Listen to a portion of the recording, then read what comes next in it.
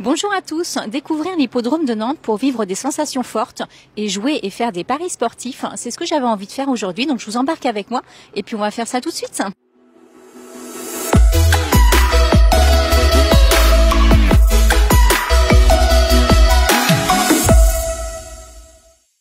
Tanguy, dis-moi, il y a combien de courses par an ?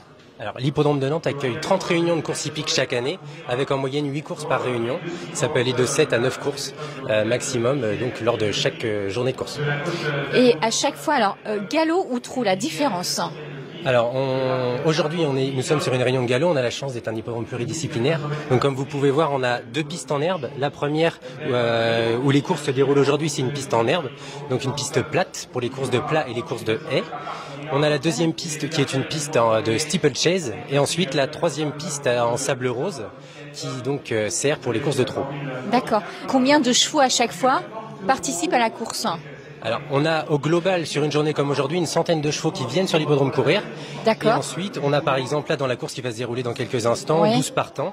Et on a une moyenne à peu près de 12 partants, 10-12 partants au galop et de 14-15 partants au trot. Et n'importe qui peut s'inscrire si on a des chevaux ? Comment ça se passe ? Alors, il faut être entraîneur.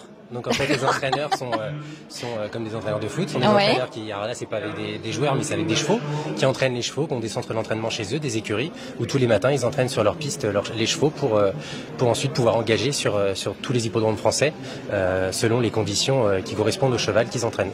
Alors moi l'idée c'est de aujourd'hui participer, faire des paris. Quel conseil tu peux donner quand tu as jamais joué comme moi ? Alors quand on est néophyte comme toi, le plus simple c'est de regarder donc le cheval favori. D'accord. Donc sur les écrans il est annoté en couleur orange. Oui. Et donc c'est le cheval sur lequel il y a le plus d'enjeux. Donc la masse d'enjeux est la plus importante. Et il faut également regarder donc les performances du cheval. Mais dans l'idée, le plus simple, c'est vraiment de faire ça. Donc un pari simple placé. Donc c'est le pari où le cheval doit être dans les 3 premiers à l'arrivée. D'accord. Quel que soit l'ordre. Et donc ensuite, c'est un pari à 2 €. Oui. Et ensuite, on peut jouer autant de fois qu'on veut. Exactement. D'accord. Et ensuite, il y a des paris un peu plus complexes, le simple gagnant, où là, il faut que le cheval obligatoirement gagne la course, tout simplement, ça porte bien son nom. Et il existe une multitude de paris, des couplets, donc là, ça fonctionne avec 2 chevaux. Oui. Couplet placé, couplet gagnant. Donc, couplet placé, il faut que les 2 chevaux soient dans les 3 premiers, quel que soit l'ordre. D'accord. Couplet gagnant, il faut que ça soit les 2 premiers, mais quel que soit l'ordre également. Ok. Il y a des couplets ordre, donc il faut que ça soit les 2 premiers dans l'ordre. Des trios, il y a plein, jusqu'au quintet plus, exactement. Voilà. Ce qu'on entend souvent, en fait. Le quintet plus, c'est la course phare de la journée, donc qui se déroule sur un hippodrome partout en France chaque jour de l'année. Nous, on va le recevoir le 10 novembre prochain. D'accord. Donc à l'occasion du Grand National du Trot. Donc c'est le GNT, c'est un circuit national avec 15 étapes qui se déroulent partout en France. Et donc nous, on accueille la 13e étape le 10 novembre. Et donc cette course est support du quintet plus. D'accord. Et là, tu peux voir par exemple qu'il y a 12 chevaux qui courent dans la course. Ouais. Et le numéro 2 est de couleur orange. Ça indique que le cheval en fait est favori. Donc, alors, il est favori par rapport à quoi, vous voyez ça ? Par rapport aux enjeux en fait. C'est le cheval qui a le plus de masse d'enjeux. Donc c'est le cheval où en fait le plus de personnes ont parié dessus. Okay. Et où la masse d'enjeux donc a été la plus importante. En fait. Par rapport à ses entraînements, c'est par rapport à quoi ? C'est par rapport à ses performances. Okay. Donc toutes ces informations, on les retrouve en fait dans le programme de course. Ici, vous avez une colonne performance où en fait vous pouvez voir par exemple le numéro 3, il s'appelle Isgor de Viette. Il a couru qu'une fois dans sa carrière et donc il était 3e. D'accord. Donc il est jeune en fait, ça aussi on voit. Alors là c'est un maiden, donc en fait aucun cheval de cette course n'a gagné encore dans sa carrière. D'accord. Donc là c'est que des chevaux qui n'ont pas encore gagné. Donc aujourd'hui il y en a un qui ne sera plus maiden parce qu'il va gagner la course, bien évidemment, sur la distance de 2400 mètres. Et donc c'est précisé pour poulain entier Hongrie pouliche de 3 ans. Donc c'est uniquement des chevaux qui ont 3 ans qui courent cette course là. Donc là il faut pari simple, je mise là-dessus en fait, tout simplement. Pour avoir la meilleure probabilité de gain, c'est de jouer le favori. D'accord. Et donc de le jouer en simple placé, comme ça, s'il gagne pas, et s'il est 2 ou 3e, vous empochez quand même quelque chose. D'accord. Bon, c'est parti. Je vais le faire. On est pendant la course, on entend les commentaires d'ailleurs. C'est retransmis sur quelle chaîne ? Alors, on a sur l'hippodrome de Nantes, sur nos 30 réunions annuelles, on a 19 réunions qui sont retransmises en direct sur la chaîne Equidia, donc que vous retrouvez sur l'ensemble des décodeurs auxquels vous pouvez vous abonner chez vous. D'accord. Donc il y a de nombreuses personnes qui nous suivent depuis leur salon, mais également depuis les bars PMU. Okay. Donc tous les bars PMU proposent Equidia dans leurs infrastructures pour que les gens puissent parier du coup à distance. Ok. Moi, je suis en train de suivre en même temps la course, mon cheval que j'ai parié. Tu viens de me dire que c'est une fille qui le monte, hein, c'est ça ? Oui. Alors là, le numéro 3, le cheval qu'on a parié, qui est le favori de la course, donc elle est montée par Laura Poggionovo, qui est une femme jockey. Il faut savoir qu'il y a de plus en plus de femmes jockeys. Le milieu se féminise beaucoup. Donc voilà, alors là on voit l'arrivée. Tu es en train de regarder le 3, je cherche le 3, malheureusement elle n'est pas à l'arrivée. Elle est juste devant nous à l'instant. Et donc c'est le numéro 11 là qui va gagner avec du coup un homme jockey, Mathieu Androuin, qui est un très bon jockey de l'Ouest, donc qui remporte cette course. Et il faut savoir que le cheval n'avait jamais gagné, donc en fait c'est sa première course de sa carrière et du coup sa première victoire. Donc par contre, s'il n'avait jamais gagné et qu'il y a des gens qui ont parié sur celui-là, ils vont gagner plus cher? Oui, alors en règle générale, alors ça dépend, après on se fie également aux origines des chevaux, leur père et leur mère. Okay.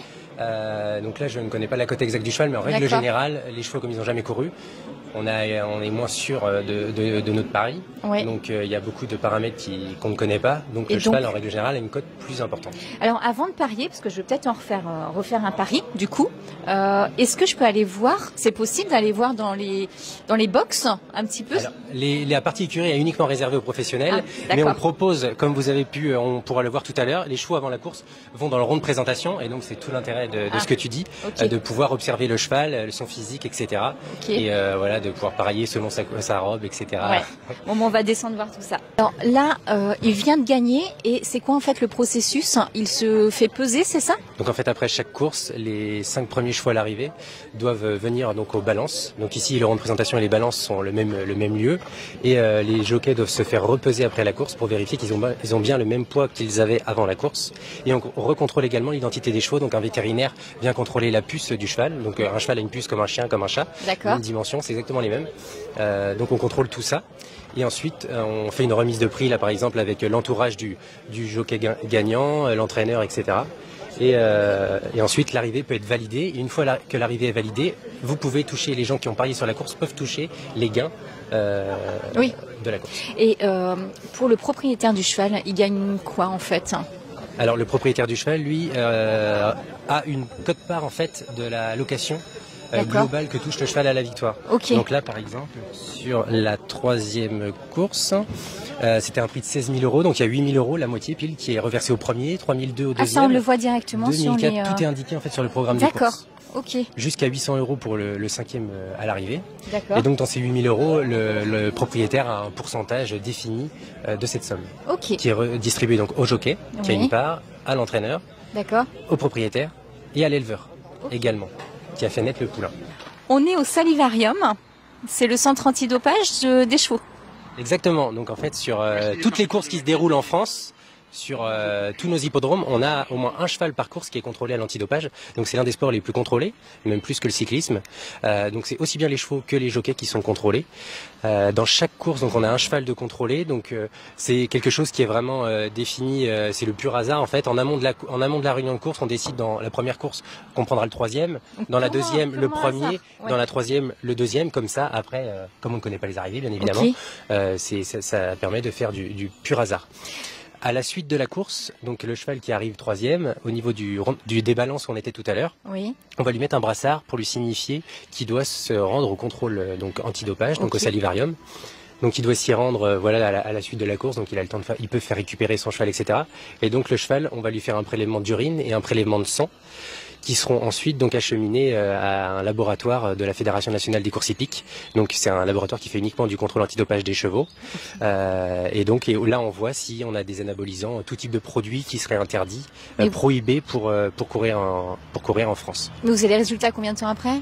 Alors c'est assez rapide, sous une semaine à peu près on peut avoir les résultats. S'il s'avère qu'un résultat soit positif à un produit, on va faire une 2e expertise, donc dans un autre laboratoire indépendant, pour vérifier que les résultats qu'on a eu à la première analyse ressortent également dans la 2e analyse. Et si c'est vraiment positif, qu'est-ce qui se passe? Si c'est vraiment positif, il faut savoir que c'est très très infime, on a quelques cas par an, mais ça se compte sur les doigts d'une main, qui sont souvent liés en fait à des accidents, entre guillemets, soit des traitements qu'on a pris, on n'a pas respecté le délai en fait avant de courir, on a des délais à respecter entre la prise d'un traitement et le jour où on peut courir, parce qu'en fait le produit reste toujours dans le sang pendant un certain temps, comme pour les humains. Donc il y a tout ça à prendre en compte et des fois les erreurs arrivent liées à ça. Et on a également des cas de figure. Donc en fait, il faut savoir que les box avant les courses sont scellées. On met un scellé sur les box. D'accord. Et les box sont désinfectés. Parce qu'en fait, on s'est rendu compte qu'à une époque, on laissait les box ouverts. Et par exemple, une personne lambda vient dans les box uriner en fait à l'abri des regards. Et le cheval, une fois qu'il rentre dans le box, va manger la paille avec contenant de l'urine. Et si la personne a un traitement même médicamenteux ou malheureusement a pris des substances prohibées, eh ben on va les retrouver dans le sang du cheval. D'accord. Donc c'est déjà des cas de figure qui sont arrivés, donc il y a des enquêtes ensuite qui sont menées pour remonter jusqu'à un vrai protocole, quoi. Donc c'est pour ça qu'on est très rigoureux sur ça, parce qu'il y a des enjeux énormes, des enjeux financiers liés au pari. Donc on peut pas faire n'importe quoi. Donc tout est contrôlé. Alors derrière moi, il y a le prairon, c'est ça? Je me trompe pas? Exactement. Donc en fait le prairon, ça consiste à contrôler l'identité de tous les chevaux qui vont participer à la prochaine course en amont. Donc en fait les chevaux, donc comme je vous le disais tout à l'heure, ont une puce et ils ont également un livret signalétique. Et donc on contrôle que le numéro de la puce correspond bien au cheval. Donc on travaille avec Oniris de Nantes, l'école vétérinaire. On a des étudiants qui viennent aider le vétérinaire référent sur place pour contrôler l'identité des chevaux. Et ensuite les chevaux donc sont autorisés à aller dans leur rond de présentation où là le jockey va monter dessus avant d'aller sur la piste. Je vais vite faire mon deuxième pari. Je vous invite comme moi à découvrir l'hippodrome de Nantes. Il fait beau. Il y a des personnes super sympas. Donc que vous soyez des filles, des plus jeunes, des moins jeunes, venez découvrir cet espace et on se retrouve bientôt sur Nantes et vous TV.